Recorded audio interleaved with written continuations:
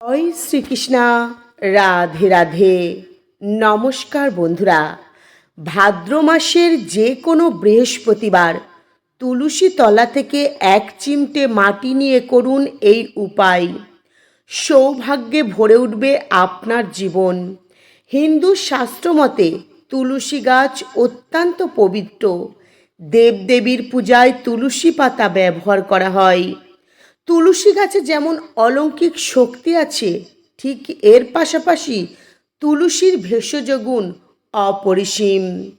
বাড়িতে যদি সঠিক নিয়মবিধি মেনে তুলসী গাছ রাখতে পারেন, তাহলে জীবনে কখনো দারিদ্রতা আসে না।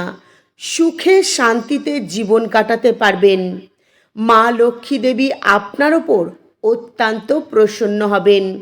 মা লক্ষ্মী দেবীর আশীর্বাদে বাড়িতে চারিদিক থেকে টাকা পয়সা আসতে শুরু করবে। বন্ধুরা, আপনারা ভাবতেও পারবেন না একটি তুলসী গাছের পাতার কত গুণ। এর মধ্যে রয়েছে চমৎকারী শক্তি। প্রাচীন শাস্ত্র অনুসারে গৃহে তুলসী গাছ থাকলে মৃত্যুর দেবতা স্বয়ং যমরাজও সেই গৃহে প্রবেশ করতে ভয় পায়। বন্ধুরা, কথিত আছে বাড়িতে তুলসী গাছ লাগালে সেই তুলসী গাছের মূল যত বাড়তে থাকবে তত বেশি পুণ্য অর্জন করা যায়।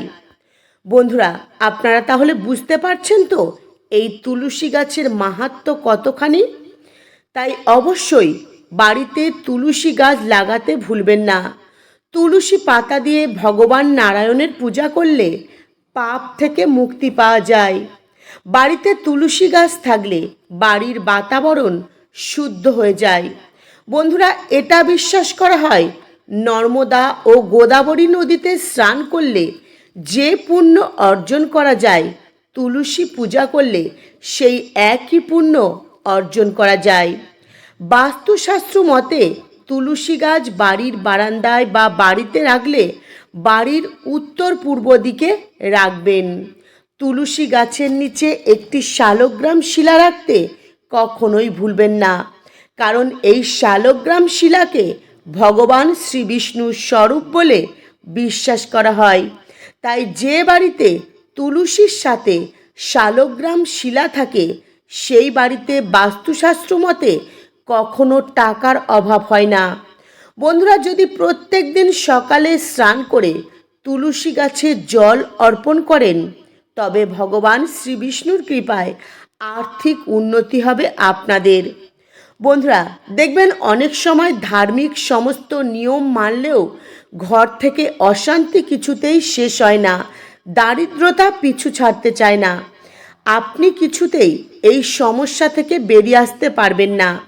ভাবতে পারছেন না যে কি করে এই সমস্যা থেকে নিজেকে বার করে আনবেন। আপনি এই সমস্যার সমাধান কিছুতেই খুঁজে পাচ্ছেন না। বন্ধুরা, হয়তো আপনি আপনার তুলসী গাছের পাশে অজান্তে এমন কিছু জিনিস রেখে ফেলেছেন যার কারণে আপনার জীবনে অশান্তি শেষ হচ্ছে না। তাই আপনি জীবনে সুখে শান্তিতে বসবাস করতে চাইলে অবশ্যই এই উপায় করতে ভুলবেন না। তো বন্ধুরা, এই সমস্যা থেকে নিজেকে বের করে আনার জন্য ভাদ্র মাসের যে কোনো বৃহস্পতিবার দিন সম্পূর্ণ গোপনে এই উপায় করতে হবে। তো বন্ধুরা, আপনাদের প্রত্যেকের কাছে অনুরোধ রইল ভিডিওটি শেষ পর্যন্ত দেখবেন। ভিডিওটি দেখে ভালো লাগলে একটি লাইক করবেন, কমেন্টে মনে ভক্তি ও ভালোবাসা রেখে জয় মা লক্ষ্মীর জয় লিখতে ভুলবেন না। বন্ধুরা, বৃহস্পতিবার আপনারা এই উপায় করবেন। সেই দিন খুব সকাল সকাল ঘুম থেকে উঠবেন, স্নান করবেন, শুদ্ধ বস্ত্র পরিধান করবেন, তুলসী গাছের গোড়া থেকে এক চিমটে মাটি নেবেন এবং সেই মাটি একটি সাদা পরিষ্কার কাপড়ের মধ্যে রেখে ভালো করে জড়িয়ে বেঁধে নেবেন এবং তার উপর লাল সুতো দিয়ে আরও ভালো করে জড়িয়ে বেঁধে নেবেন।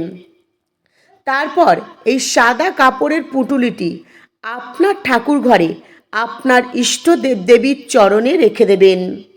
দেখবেন এই উপায়টি করতে পারলে আপনাদের সংসারে যে অশান্তির ঝড় উঠেছিল সেই ঝড় আস্তে আস্তে কমে যাবে।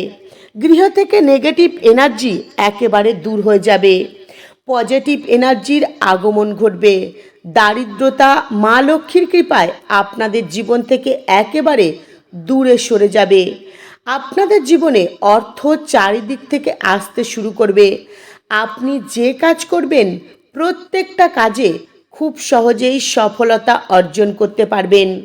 বন্ধুরা, আপনি সরকারি জবের জন্য বা যে কোনো ভালো জব পাওয়ার জন্য নিজেকে খুব ভালোভাবে তৈরি করছেন, তবুও আপনি সরকারি বা বেসরকারি নিজের মনের মতো জব পাচ্ছেন না। এক কথায় বলতে গেলে এই উপায় করতে পারলে আপনি জীবনে আপনার মনের মতো জব পেয়ে যাবেন। আপনি ব্যবসা করছেন, ব্যবসা আগে খুব ভালো চলছিল, হঠাৎই আপনার সেই ব্যবসা থমকে যাচ্ছে, চিন্তা করবেন না। এই ছোট্ট উপায়টি যদি আপনি করতে পারেন, ব্যবসায় অনেক ভালো লাভবান হবেন। বন্ধুরা, আপনি ভাবতেও পারবেন না তুলসী গাছের মধ্যে কিছু চমৎকারী গুণ রয়েছে। তুলসী গাছের মাহাত্ম্য অনেকখানি।